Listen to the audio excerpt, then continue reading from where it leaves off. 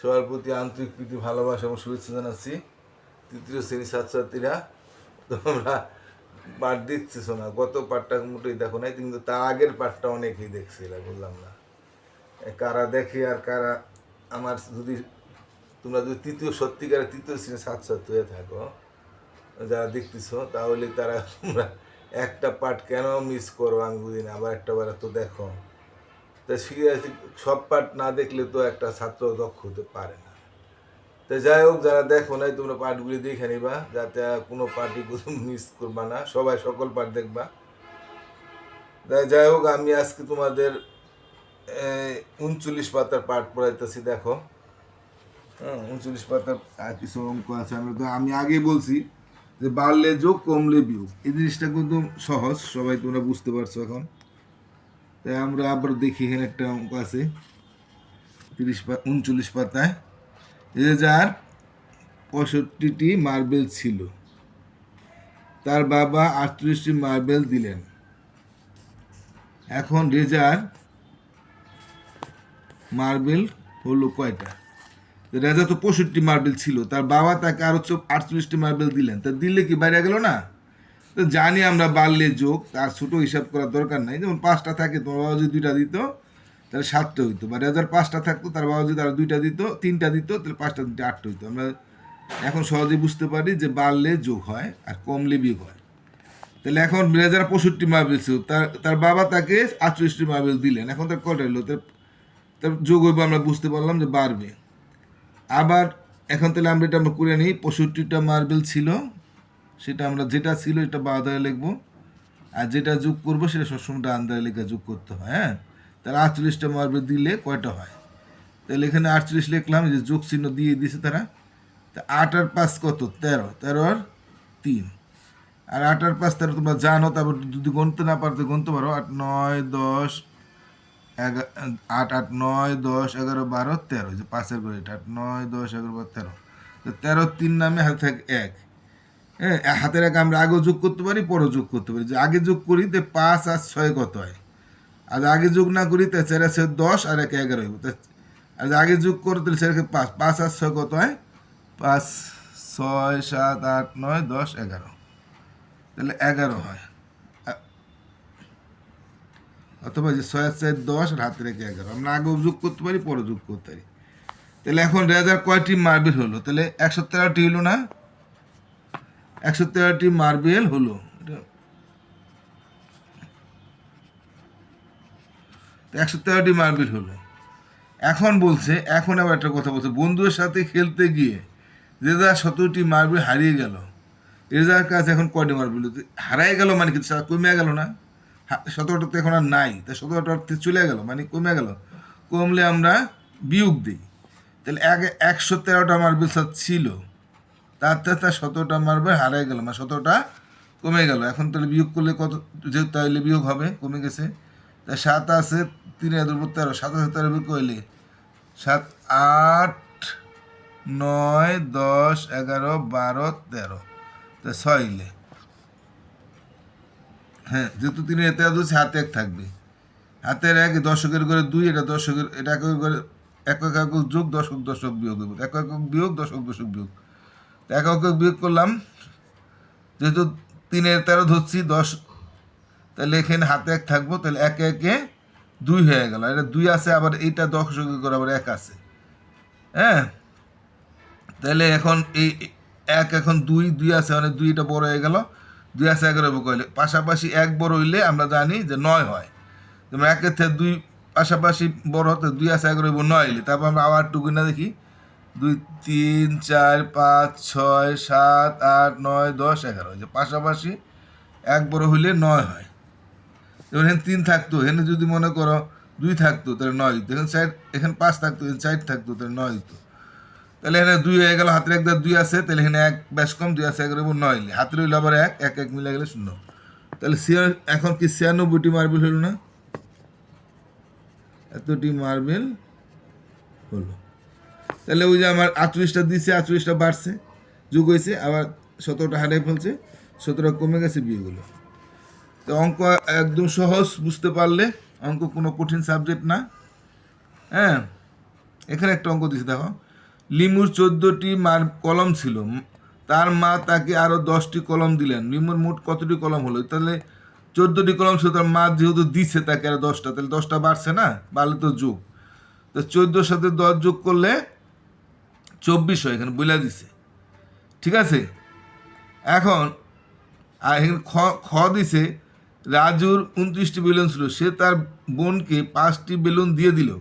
এখন কতটি বেলুন রইল? তাহলে 29টাতে সে 5টা যদি তার বোনের দিয়া দেয়, তাই 5টা কমে গেছে না? সেটা আবার এখানে দেখাইছে, দেখো 29টা 5টা বিয়োগ দিলে আবার 24টি থাকে। এটা হলো রাজুর, এটা হলো ক, এটা হলো খ। হ্যাঁ, তো এখন আবার এখানে আবার এরকম অঙ্ক করতে বলছে, যেমন 2-এর ক খ দিয়ে এরকম অঙ্ক বানায় আমরা করতে পারি। তা আমরা এখানে আমরা এভাবে লিখতে গেলে এখানে সময় যাবো। যদি আমরা ধরি যে লিমুর যদি মনে করো 10টা মার্বেল থাকতো, তার মা যদি 5টা দিত, তাহলে কয়টা হইতো? তো 10টার সাথে 5টা যোগ করতাম, তাই না, 15টা হইতো। আবার যদি মনে করো লিমুর মনে করো 15টা মার্বেল থাকতো, বা মনে করো 15টা না, ধরি 20টি মার্বেল থাকতো, 20টার থেকে যদি সে 5টা হারাই যেত, হ্যাঁ 5টা যদি হারাই যেত, তাহলে কয়টা হইতো? তো 20টাতে 5টা কমতো, 15টা থাকতো। এইভাবে আমার তোমাদের একই ঘরের মধ্যে যেন দুইটাই যেন বনে, এইভাবে করতে বলছি। আমি একটা বুঝাই দিলাম যে 10টার সাথে তোমার মা যদি 5টা দিত, তাহলে তোমার 15টা হইতো। আর তোমার যদি 20টা মার্বেল থাকতো, তুমি যদি 5টা মার্বেল হারিয়ে ফেলতে মানে কমে যেত, তাহলেও 15টা থাকতো। তো দুই দিকে একই ফল হবে আর কি, এরকমভাবে এটা বোঝানোর জন্য দিচ্ছে। আমরা আর বোঝানোর দরকার নেই, এইভাবে তোমরা নিজেরা চেষ্টা করে দেখবে পারো কিনা। হ্যাঁ, এখানে দুটা দিয়ে দিছে এভাবে। তা আমরা একটু অন্য কথায় চলে যাই। 40 পাতায় কি আছে দেখি তো? সঠিক উত্তরের পাশে টিক চিহ্ন দাও। হ্যাঁ,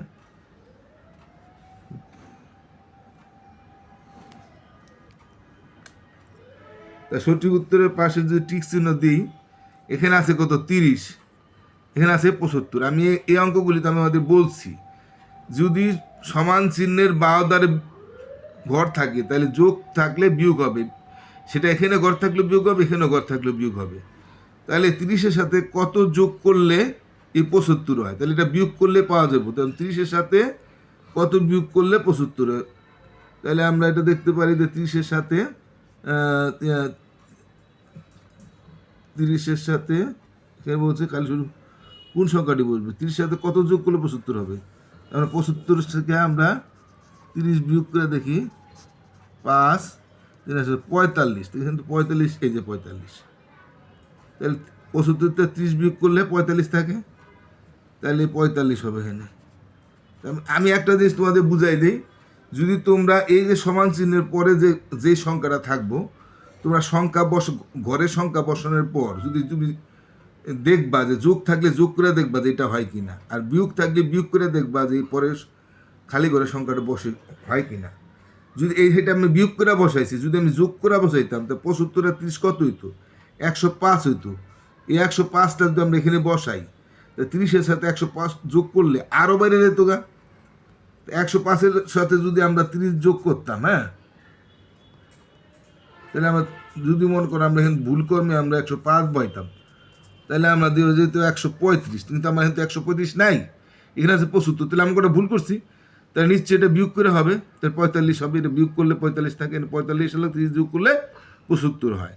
তো যাই তোমরা যদি কোনো সময় ভুল করে হালাও, যোগের খাতে যদি বিয়োগ করে ফেলাও, তোমরা দেখবা যে ওইটা যোগ থাকলে যোগ করে দেখবে এটা বনে কিনা, বা বিয়োগ চিহ্ন থাকলে বিয়োগ করে দেখবে এটা বনে কিনা। যদি সেটার সাথে এটা হয়ে যায়, তাহলে মনে করো তোমার অঙ্কটা সঠিক। তো এখন এখানে বলছে নিচের কোনটি সঠিক নয়। আমরা কিন্তু এরকম বুঝাইছি বিয়োজন বিয়োজ্য বিয়োগফল, এটা আমি বুঝাইছি। তোমরা এটা অনেকেই দেখছিলা ওই পার্টটা, কিন্তু পরবর্তী পার্টগুলি কেন দেখছো না বুঝতে পারতেছি না। তা আমরা জানি যে বিয়োজনের থেকে বিয়োজ্যটা সবসময় বিয়োগ হয়, বিয়োজনের থেকে বিয়োজ্য বিয়োগ করে। আমি সবসময় বলছি বিয়োজন বিয়োগফলটা মনে রাখবা, তার বিয়োজনটা সবসময় বড় থাকে, আর বিয়োজনের থেকে বিয়োজ্য বিয়োগ হয়ে বিয়োগফল পাই, আবার বিয়োজনের থেকে বিয়োগফল বিয়োগ হলে বিয়োজ্য পাই। তাহলে এটা বিয়োজন থেকে বিয়োজ্য বিয়োগফলটা ঠিক আছে, এটা তো সঠিক আছে। আর এটাও বিয়োগফল আর বিয়োজ্য যোগ করলে, বিয়োগফল আর বিয়োজ্য বিয়োগ করলে যোগ করলে বিয়োজন পাওয়া যায়। হ্যাঁ, এ দুটা যোগ করলে আবার এই বিয়োজন পাওয়া যায়, এটাও ঠিক আছে।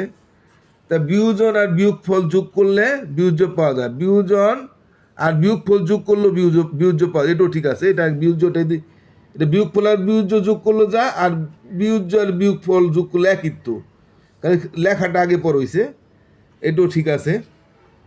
না, বিয়োজন বিয়োজন আর বিয়োগফল যোগ করলে কি পাওয়া যায়? বিয়োজ্য পাওয়া যায় তো না। এখানে বিয়োজন আর বিয়োগফল যোগ করলে, বিয়োজন তো বড় সংখ্যা, তার সাথে যদি বিয়োগফল যোগ করি তাহলে তো বিয়োজ্য পাওয়া যাবে না, এটা ভুল আছে। বিয়োজনের সাথে বিয়োগফল যোগ করলে বিয়োজ্য পাওয়া যায় না, বিয়োজনের থেকে বিয়োগফল বিয়োগ করলে বিয়োজ্য পাওয়া যায়, এটা তাইলে ভুল আছে। হ্যাঁ, আর বিয়োজনের থেকে বিয়োগফল বিয়োগ করলে বিয়োজ্য পাওয়া যায়, এটাও ঠিক আছে। তাহলে এটা ভুল, গড়টা ভুল আছে, কারণ বিয়োজন আর বিয়োগফল যোগ করলে বিয়োজ্য হয় না। বিয়োজন, হ্যাঁ, বিয়োজন তো সবচেয়ে বড় সংখ্যা, তার সাথে বিয়োগফল যোগ করলে আরও বড় হয়ে যাব, তাহলে এটা ভুল হয়ে গেছে। আর এখানে একটা কি দিছে, এই যে একটা খালি ঘর দিছে একটা, তাই না?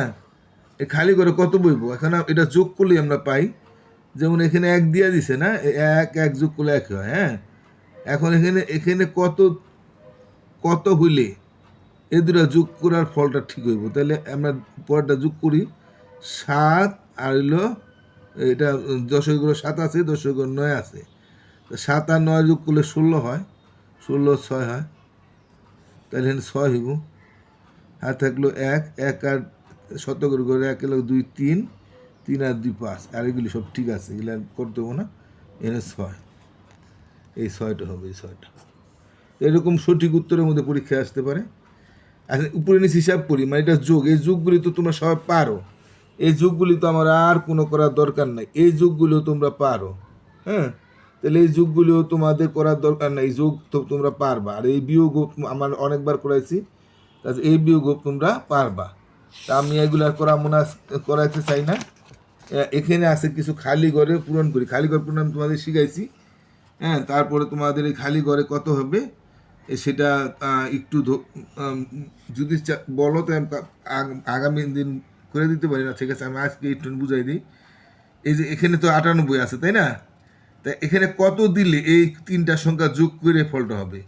তো এটা যদি বাই করতে হয়, আমরা এই 98, এই 3607 আর 2659, এই তিনটা যোগ করবা, তিনটা যোগ করে যা ফল হবে এটার সাথে এটার থেকে বিয়োগ করলেই আমরা এই ফলটা পেয়ে যাবো। অর্থাৎ এই তিনটা যোগ করবা, বুঝতে পারছো? এই তিনটা যোগ করে যা ফল হবে এটার থেকে বিয়োগ করবা এই যে এই ফলটার থেকে, তাহলে যা হয় তত এখানে বসবে।